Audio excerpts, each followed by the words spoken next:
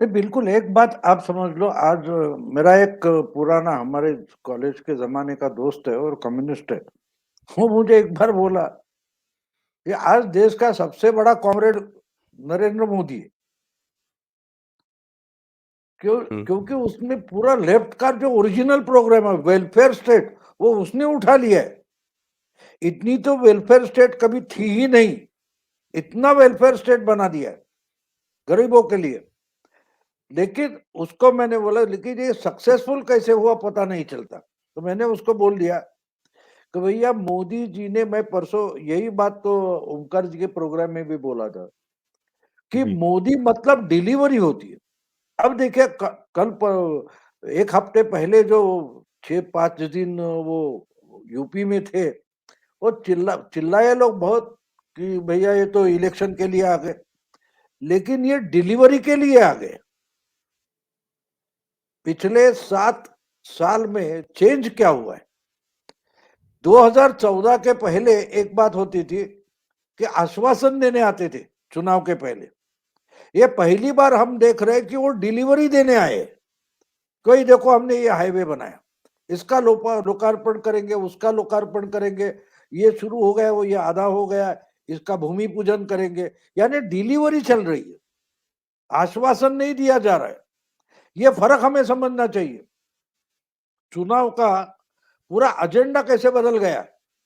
आपको याद होगा तो 2003 में जब उत्तर मध्य प्रदेश, राजस्थान और छत्तीसगढ़ के चुनाव हो गए, तो उस बार दिग्विजय सिंह 10 साल के बाद हारे थे और बुरी तरह से हारे थे।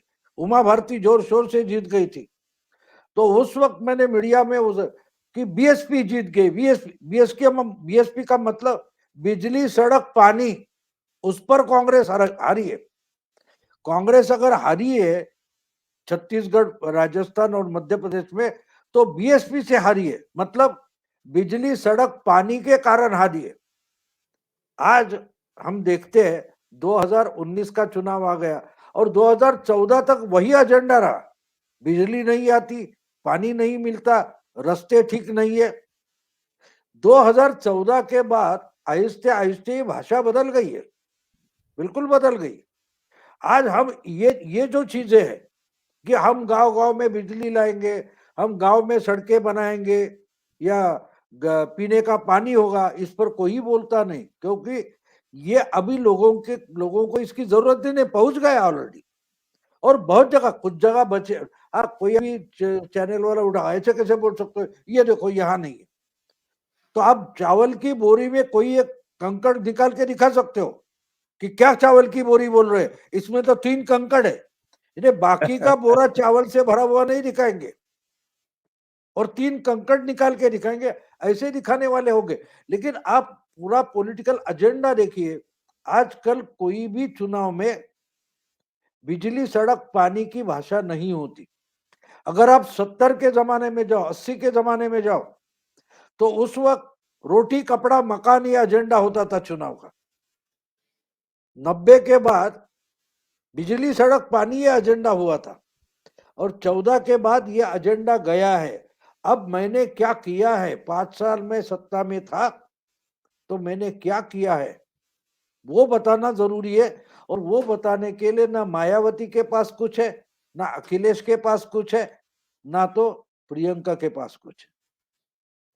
तो यूपी का चुनाव एजेंडा क्या है, और इसका ही पता, मैं बोलता हूं ना, मीडिया को इसका पता ही नहीं है चुनाव का एजेंडा क्या है। चुनाव का एजेंडा डिलीवरी है। जिस ढंग से मोदी और योगी जी ने पिछले हफ्ते में लोकार्पण किया है, कोई जो आधा काम हुआ है उसके बारे में बोला है, और बहुत सारे भूमि पूजन वगैरह किए है, इसका मतलब क्या है कि इसके आगे के चुनाव डिलीवरी के लिए होंगे। अगर आपको इसका ही पता नहीं है तो आप चुनाव लड़ भी नहीं सकते, लड़ भी नहीं सकते। तो बात यह थी कि जब आप डिलीवरी नहीं करोगे तो अब किसी को आश्वासन नहीं चाहिए, एश्योरेंस नहीं चाहिए, क्योंकि कोई देने वाला है, पहुंचाने वाला है।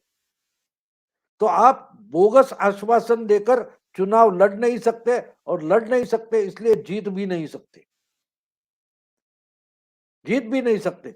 इसलिए तो ये तो 72,000 हर साल देने को निकले थे राहुल गांधी, लोगों ने वोट नहीं दिया उनको। लेकिन मोदी जी ने जो कुछ 2,000 देना चाहते थे, उस पर भरोसा किया लोगों ने, क्योंकि लोगों को मालूम था 2,000 पक्के आएंगे। 72,000 इनके पिताजी के जमाने से जो जो बोला गया अगर मिला नहीं, दादी के जमाने से गरीबी हटने वाली थी, आज तक हटी नहीं, तो ये क्या देंगे? डिलीवरी अगर कोई देता है तो मोदी देता है, और यही मोदी जी की सबसे बड़ी ताकत है उनकी।